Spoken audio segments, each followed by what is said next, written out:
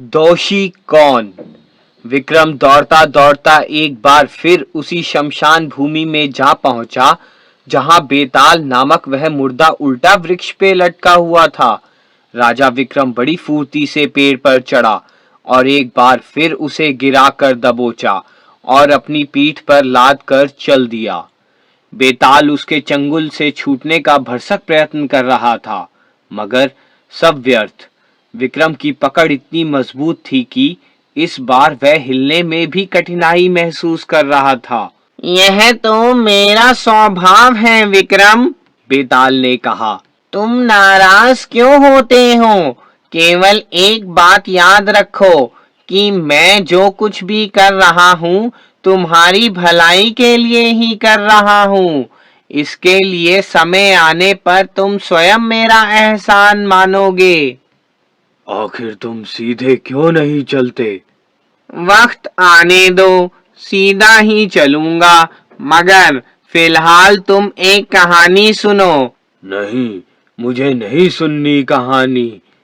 फिर तुम जवाब मांगोगे, मगर मैं कोई जवाब नहीं दूंगा। जवाब नहीं दोगे तो तुम्हारा सिर फट जाएगा, बेताल ने शीघ्रता से कहा। तुम्हारे नाम पर कलंक लगेगा। विक्रम को क्रोध का घूंट पीकर चुप रह जाना पड़ा। बेताल कथा सुनाने लगा। सुनो राजा विक्रम, चूड़ापुर नामक एक नगर में कृष्णदत्त नामक एक अत्यंत विद्वान ब्राह्मण रहता था। उसका एक पुत्र था जिसका नाम हरिदत्त था। हरिदत्त अपने पिता के समान ही मेधावी और शास्त्रज्ञ था। साथ ही वह अत्यंत रूपवान भी था। वह युवा हो गया तो कृष्णदत्त ने उसके विवाह की चिंता शुरू कर दी। उसके योग्य कन्या की खोज शुरू कर दी, किंतु विधि की इच्छा ही कुछ ऐसी थी कि कृष्णदत्त अपने जीवन काल में पुत्र का विवाह ना देख सका। उसका देहांत हो गया। पिता की मृत्यु के उपरांत हरिदत्त ने अपना सम्मान कायम रखा। उसने पिता की प्रतिष्ठा पर आंच ना आने दी। वह योग्य पिता का योग्य पुत्र निकला। हे राजा विक्रमादित्य, मनुष्य पर काम का हमला यदा कदा होता ही रहता है, किंतु इस संसार में विरले ही काम से अपनी रक्षा कर पाते हैं। एक दिन हरिदत्त एक निमंत्रण में गया। वहां एक अत्यंत रूपवती कन्या को देखकर वह उस पर मोहित हो गया। कन्या भी उससे अपना प्रेम प्रकट कर गई। हरिदत्त ने उस कन्या के पिता के समक्ष विवाह की इच्छा प्रकट की, जिसे उसके पिता ने सहर्ष स्वीकार कर लिया। इस प्रकार हरिदत्त का विवाह हो गया। वह लीलावती नामक उस परम सुंदरी को पत्नी बनाकर ले आया और राग रंग में डूब गया। सभी दिन एक समान नहीं होते। एक दिन हरिदत्त अपनी पत्नी लीलावती के साथ सरोवर में स्नान करने गया। भाग्य की लीला, सरोवर में केली करते समय लीलावती डूब गई।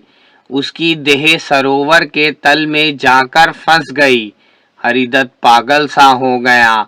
वह सरोवर किनारे बैठा रह गया। भूख प्यास मर गई। फिर एक दिन वह पागलों की भांति चीखता चिल्लाता जंगल की ओर भाग गया। काफी समय हो गया। हरिदत्त जंगल में भटकता रहा। उसकी दशा भिखारी के समान हो गई। जंगल जंगल भटकने के उपरांत एक देश से दूसरे देश भटकने लगा। वह विक्षिप्तों की भांति हर समय लीलावती को पुकारता रहता था।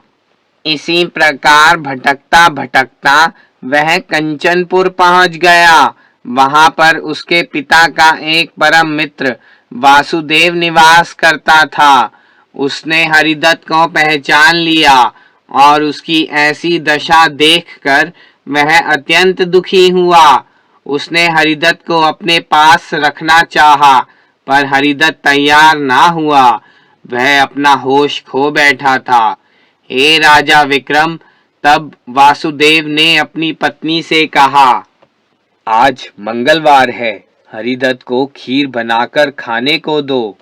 वासुदेव की पत्नी ने खीर बनाई और खाने के लिए हरिदत्त को दी, मगर हरिदत्त ने वह खीर नहीं खाई और खीर का पात्र उठाकर एक बगीचे में आकर बैठ गया और वहीं एक पेड़ के नीचे खीर का पात्र रखकर वह लीलावती के लिए रोने लगा।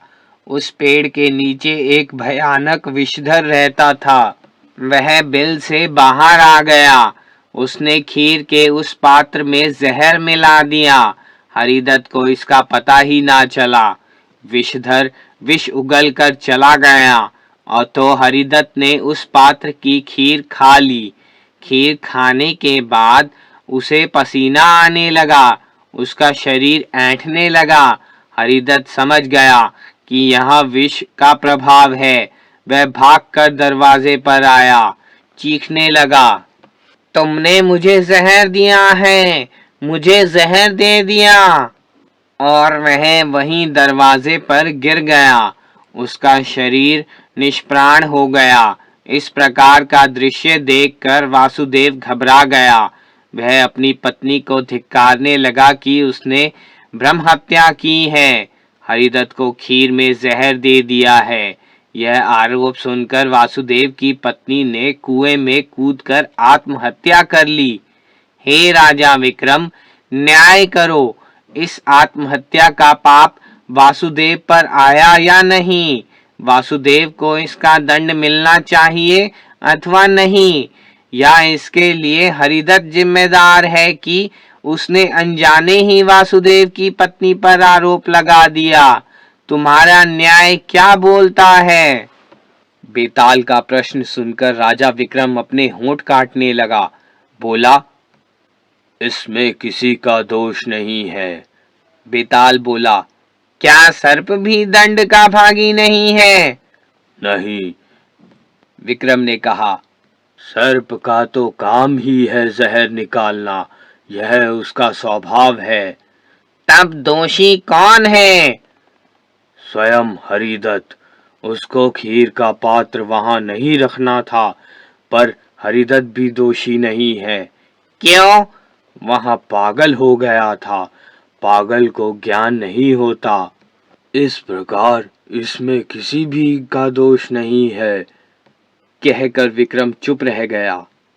इस पर बेताल ने भयानक अट्टहास नहीं किया, वरन चुप रह गया। केवल इतना ही बोला, तुम ठीक कहते हो राजा विक्रम। राजा विक्रम उसे कंधे पर लाद कर तेजी से शमशान की ओर चलता जा रहा था। सर्वत्र अंधकार फैला था। विक्रम ने बेताल को शांत देखकर चैन की सांस ली कि इस बार उसने भागने की कोशिश नहीं की। उसे लेकर शीघ्र शमशान पहुंच जाना चाहता था।